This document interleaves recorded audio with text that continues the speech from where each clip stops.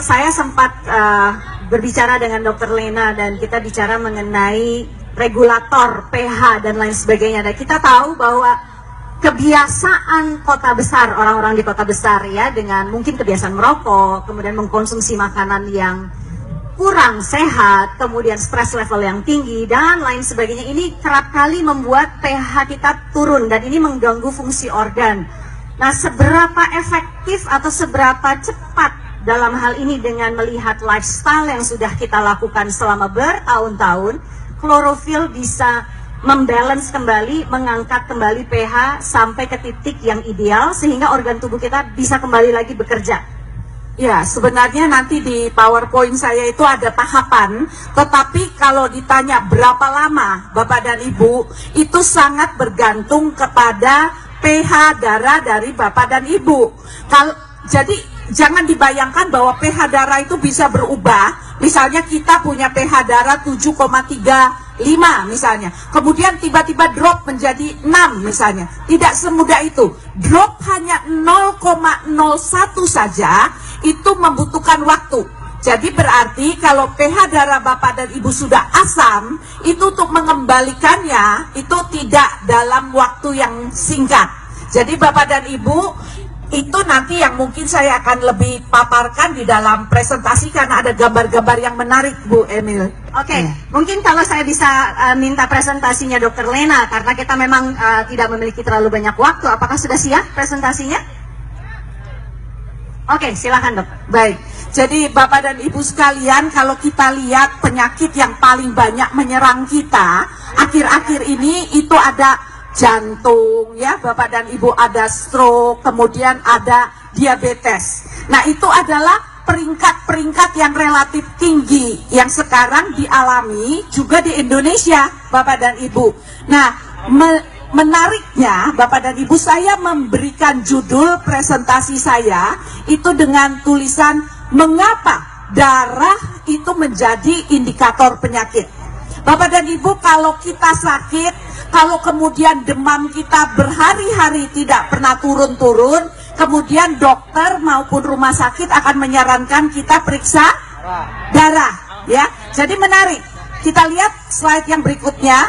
Nah, ini adalah data daripada penyakit yang dialami oleh seluruh penduduk di negara yang berkembang. Negara berkembang termasuk Indonesia. Dan kalau Bapak dan Ibu bisa lihat, yang paling bawah itu adalah HIV. Jadi serangan atau infeksi virus ya, virus HIV. Tapi kemudian serangan di dalam pernafasan, kemudian jantung, diare, tuberkulosis dan lain sebagainya. Poinnya Bapak dan Ibu, poinnya adalah masalah yang dihadapi oleh negara berkembang itu adalah penyakit infeksi, itu nomor 1. Dan yang nomor 2 itu adalah penyakit yang terkait erat dengan darah kita. Nah, kita lihat bagaimana dengan negara maju. Berikutnya kita lihat, ini adalah untuk negara yang maju. Tidak jauh berbeda. Memang bukan AIDS, bukan HIV virus yang menjadi poin yang paling banyak, tapi serangan jantung, stroke misalnya. Tapi itu adalah apa? Itu adalah masalah penyakit-penyakit yang terkait dengan darah. Jadi Bapak dan Ibu, kesehatan darah itu berperan sangat penting. Nah, kita lihat slide berikutnya. Nah, ini adalah yang di sebelah kanan, itu adalah darah yang sehat, yang merahnya banyak ya Bapak dan Ibu ya.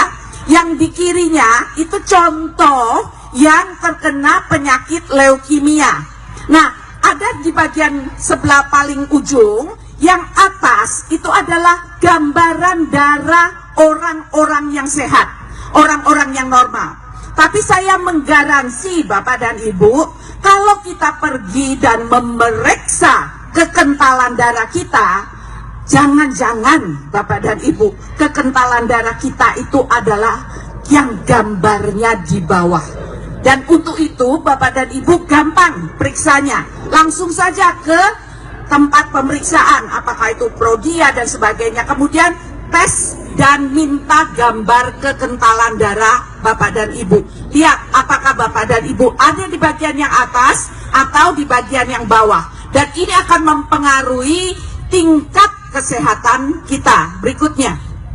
Nah, Bapak dan Ibu, saya sangat senang dengan tayangan ini. Ternyata ya Bapak dan Ibu, kesehatan kita, darah kita itu yang menentukan kita itu sehat atau tidak. Jadi bukan, oh kita harus menjaga jantung kita, kita harus menjaga pencernaan kita. Bapak dan Ibu, itu semua memang penting. Tetapi yang kalau Bapak dan Ibu jaga dengan baik, darah Bapak dan Ibu, kesehatan darah dari Bapak dan Ibu, maka keseluruhannya itu akan terbantu dan menjadi sehat. Nah, ternyata cara menentukan ini darah sehat atau ini darah tidak sehat, itu penentunya sederhana. Tetapi coba Bapak dan Ibu, kalau pergi ke Prodia, kemudian melakukan pemeriksaan darah dalam sekian tahun Bapak dan Ibu lakukan, apakah pernah Prodia mengeluarkan data mengenai pH darah? Tidak pernah.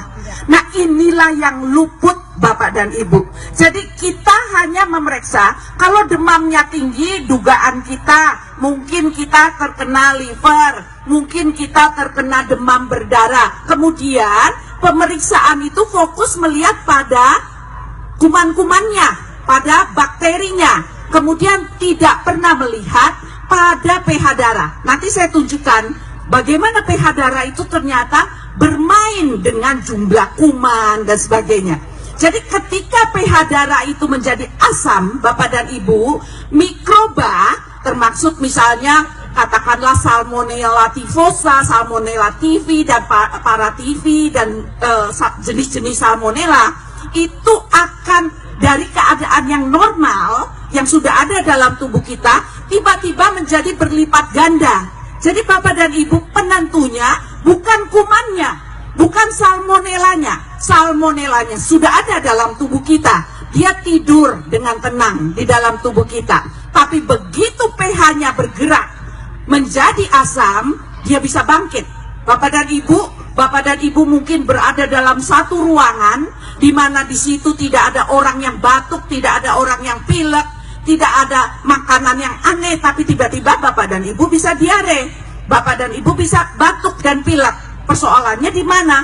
Persoalannya adalah pola makan yang menyebabkan pH darah Bapak dan Ibu kemudian berubah. Berikutnya. Nah, jadi kalau kita lihat Bapak dan Ibu, ketika tubuh kita asam, bayangkan bayangkan bahwa kembali ke gambar asidosis. Mohon maaf, kembali slide-nya. Bukan maju, kembali. Mundur, ya.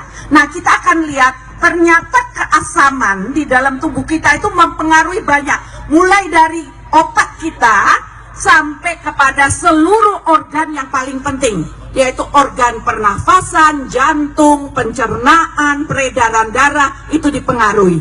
Lanjut. Nah, jadi Bapak dan Ibu, lanjut.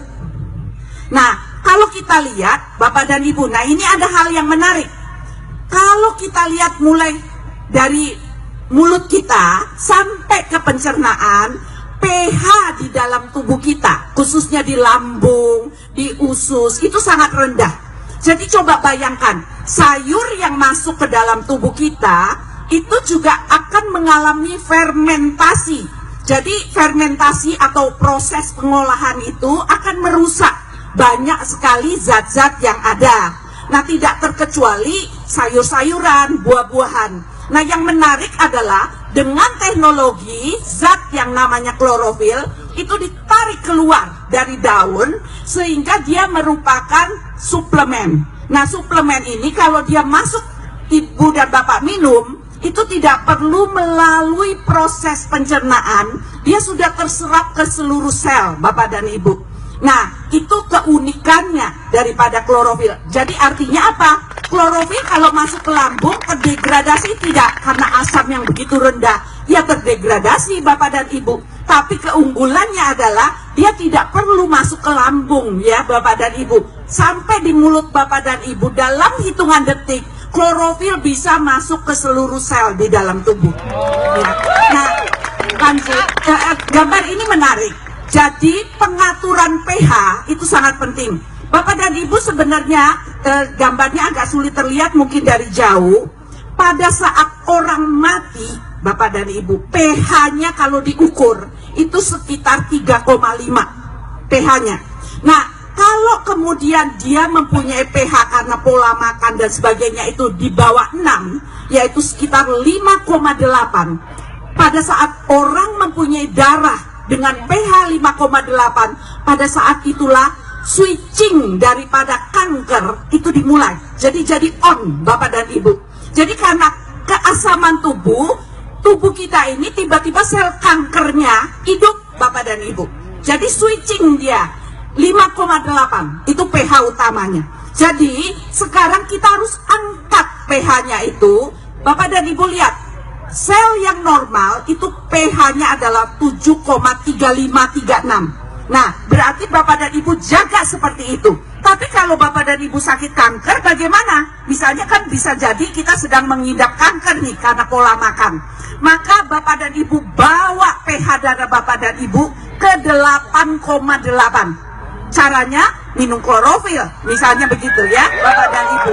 Sehingga kalau pH-nya itu dipaksa ke 8,8, itu bukan pH yang normal ya, tetapi pada saat itulah switch off dari sel kanker itu jadi berarti sel kanker itu bisa kita tekan, bisa kita kendalikan dengan membalance dan membawa pH ke pH sekitar 8,8.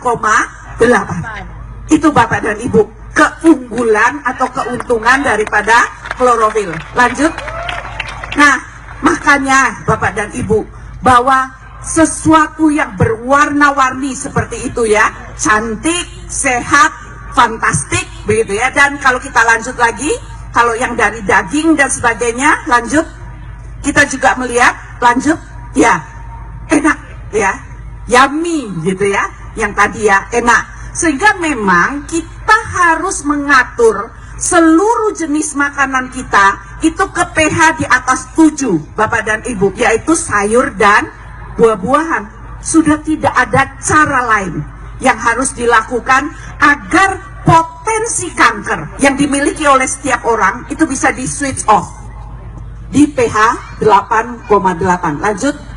Nah, jadi kalau kita perhatikan, saya ambil data dari Journal of Clinical Nutrition, di mana di jurnal ini 10 negara di Eropa itu ternyata ini data untuk kaum laki-laki ya.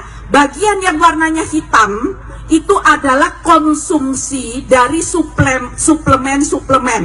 Sedangkan bagian yang putih yang ada di bawah itu adalah konsumsi dari bahan-bahan yang chemical, jadi obat dan sebagainya. Kita lihat yang putri selanjutnya ya, di negara yang sama. Lanjut. Nah, kita lihat ternyata negara yang maju, yang sadar akan kesehatannya, mereka mengkonsumsi. Memang ini contohnya bukan klorofil ya Bapak dan Ibu, ini adalah vitamin A. Tapi kita melihat bahwa mereka pun negara yang maju memilih pilih vitamin A yang sintetik atau pilih vitamin A yang natural. Ternyata mereka memilih yang natural. Jadi Bapak dan Ibu, kesadaran itulah yang harus dimiliki oleh seluruh kita ya. Jadi kita juga tidak boleh mengkonsumsi yang sintetik, tetapi kita memilih yang natural. Saya akan selesaikan sedikit lagi, lanjut. Nah, keuntungannya Bapak dan Ibu sudah sangat tahu kenapa sih klorofil itu bisa langsung terserap ke dalam seluruh sel tubuh kita. Itu karena struktur kimianya begitu mirip dengan darah kita. Dia mempunyai bagian yang menyebabkan dia mampu menembus membran sel, dan ini tidak dipunyai oleh obat jenis apapun, misalnya apakah antibiotik atau yang lain ya. Nah, lanjut. Dan yang menarik Bapak dan Ibu, klorofil itu kalau di dalam sistem itu tidak cantiknya seperti ini. Dia punya ekor yang bergerak-gerak untuk menyapu Bapak dan Ibu, jadi seperti sapu. Jadi itu adalah struktur klorofil ya, cantik sekali, indah, dan dia mempunyai fungsi yang luar biasa. Lanjut. Nah, Bapak dan Ibu, ini sudah saya jelaskan 3 fungsi tadi, lanjut. Dan ini poin yang penting.